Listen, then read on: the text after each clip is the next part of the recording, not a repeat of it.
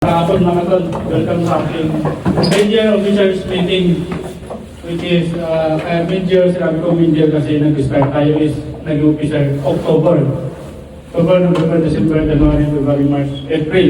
Kaya natukoy lang yung mga nangyari sa buong 6 months.